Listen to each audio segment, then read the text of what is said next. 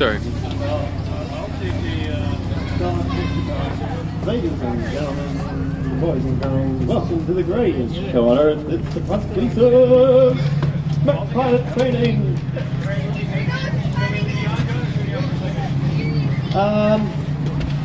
You can lead me on.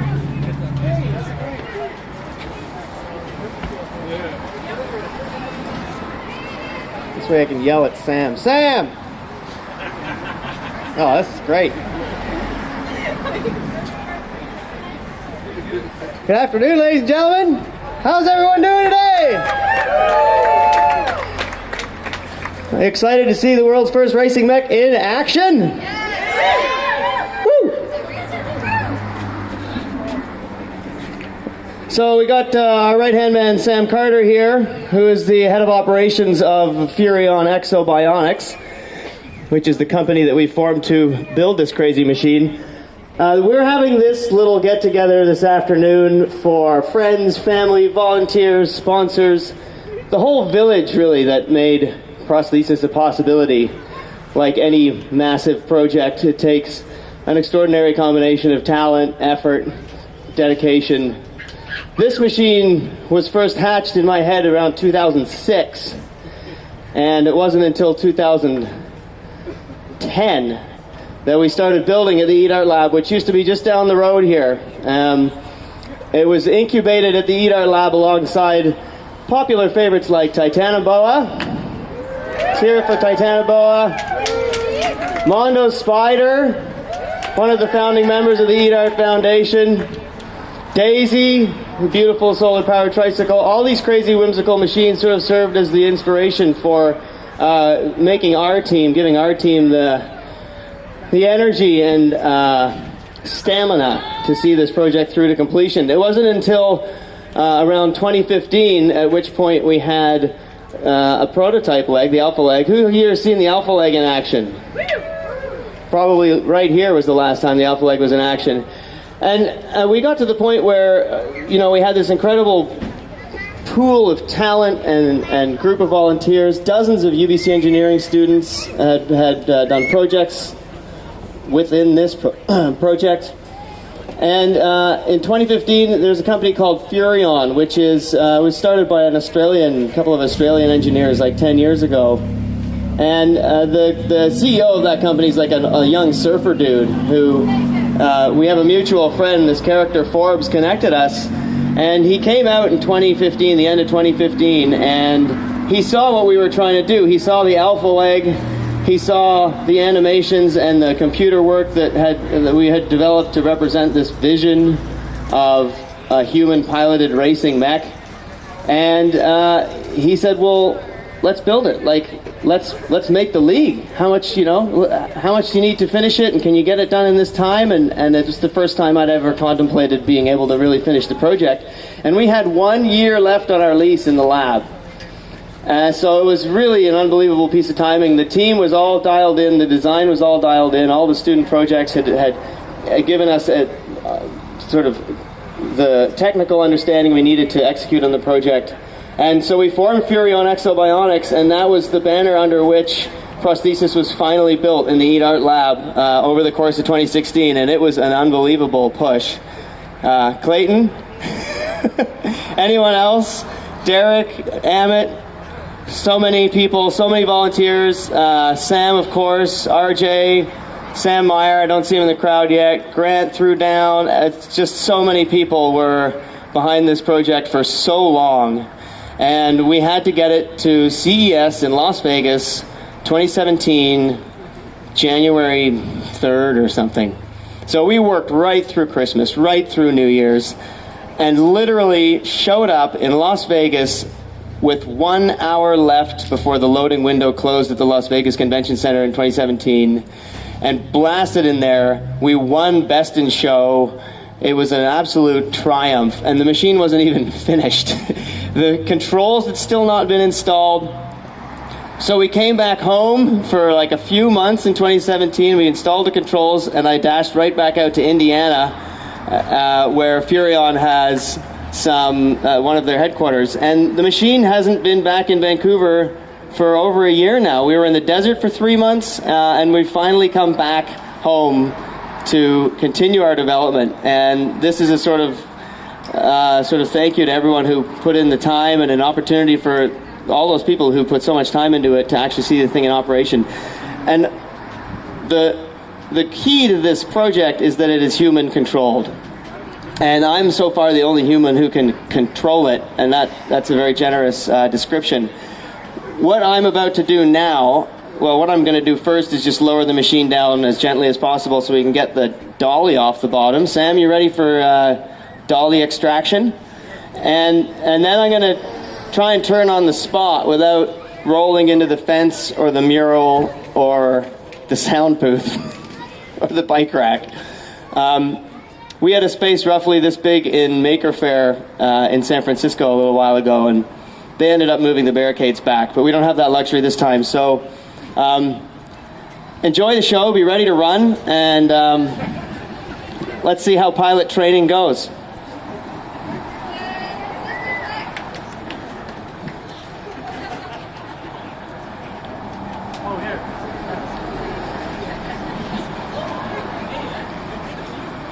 I know, it's been way too long.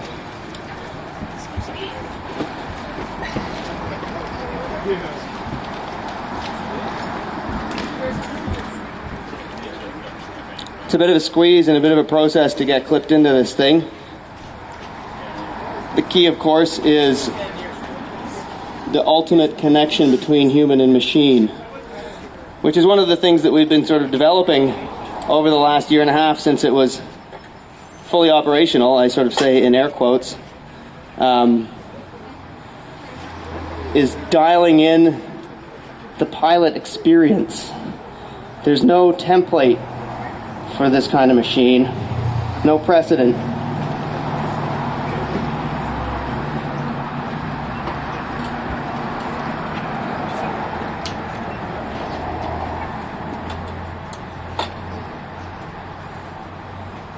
Okay, we're clipped in.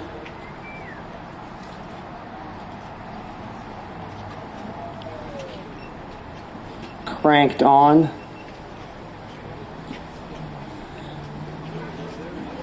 Okay, Sam, so you can spot me, let me know when the dolly's touching down, or the crowd can let me know when the dolly's touching down, or the cops can let us know when the dolly's touching down. Oh, okay, good. Don't need that yet.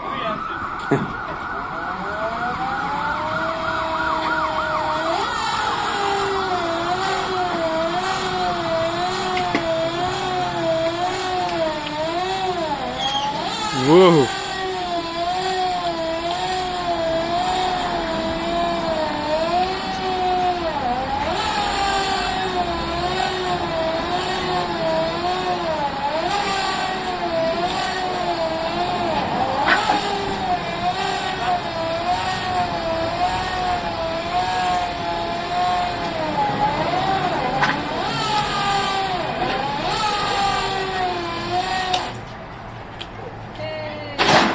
Oh, that was the wrong button.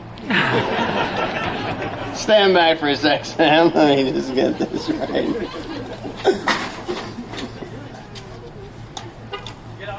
Try and do that.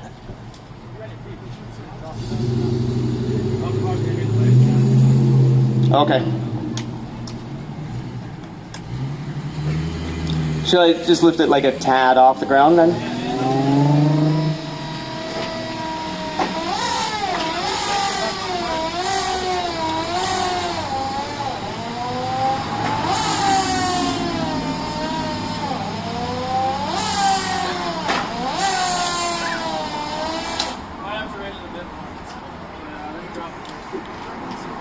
Okay. Let me just de-energize the hydraulics.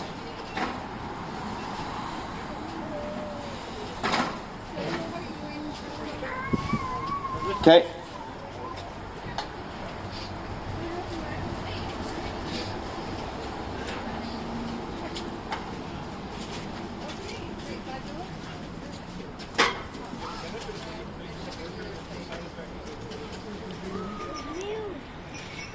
Everything about this machine is kind of experimental. Even the way we transport and load it changes every time we do it.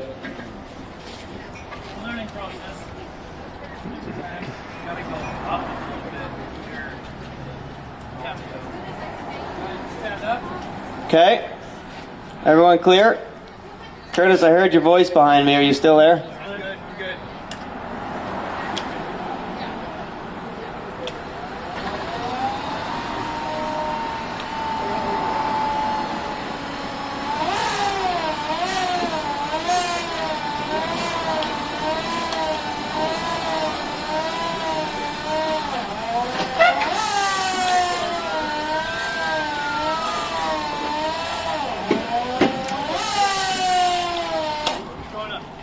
More?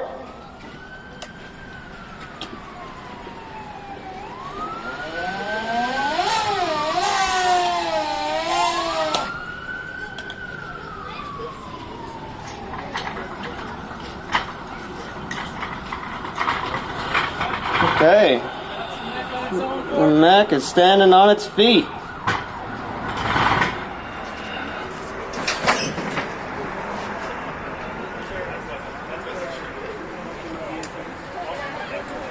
Okay, let's see if we can turn this thing around. This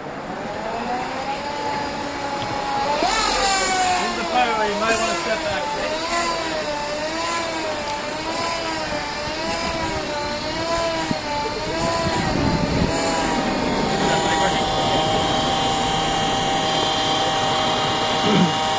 Check.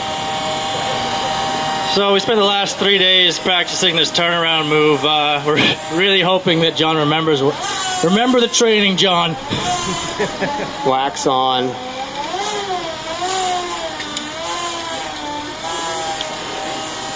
I think I'll go back first.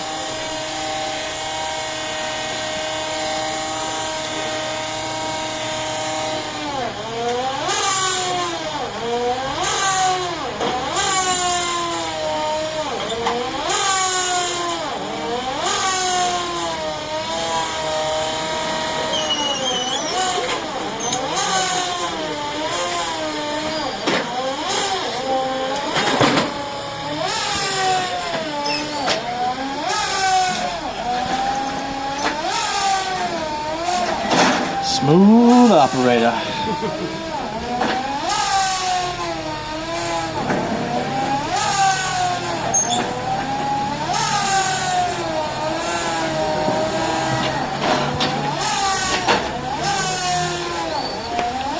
So John and I spent the last 3 months in the deserts of Nevada testing and training, and we just developed a series of training exercises for John. That regimen has kind of slowly been evolving.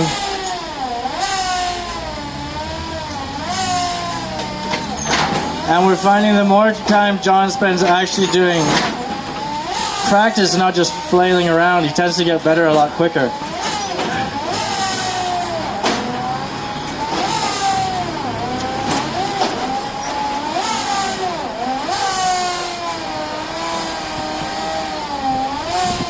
Trying to be gentle to the pavement here as well. It's brand new asphalt.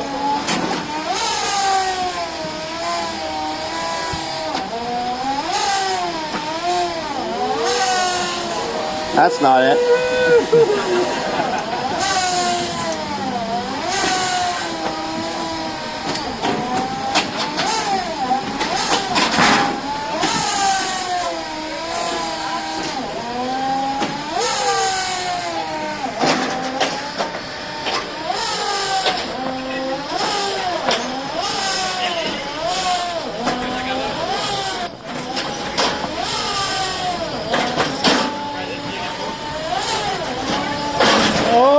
There we go, ladies and gentlemen. That's prosthesis for you.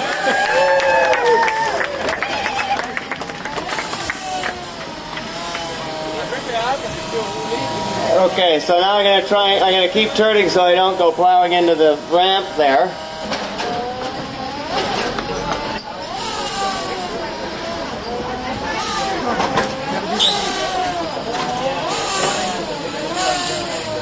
Everyone take 3 giant steps back.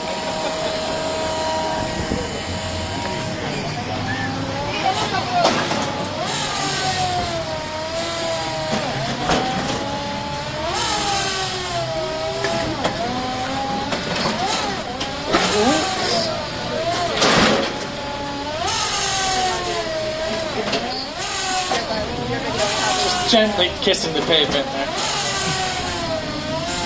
That's why we have bumper bars.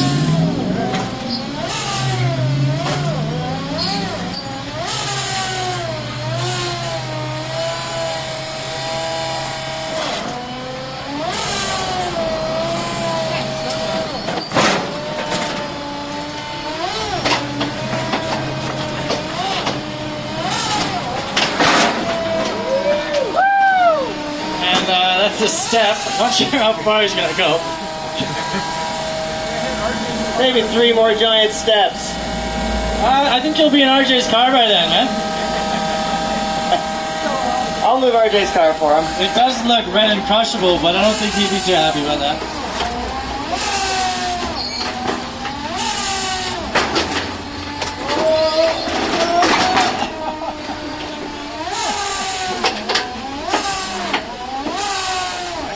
There's a little splitsy there, but we don't like the splits in this machine. It makes it a little difficult to do.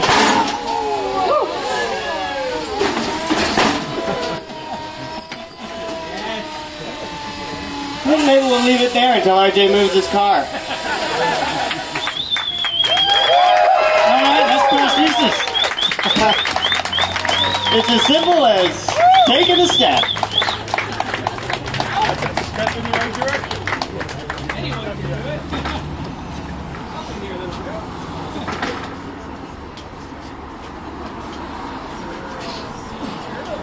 Yeah, if you guys have any questions, just come and find me in a red suit. Enjoy a burger, enjoy a beer. We'll do another show and once we get these vehicles out of here. Soak up the sunshine. Sweet Vancouver sunshine.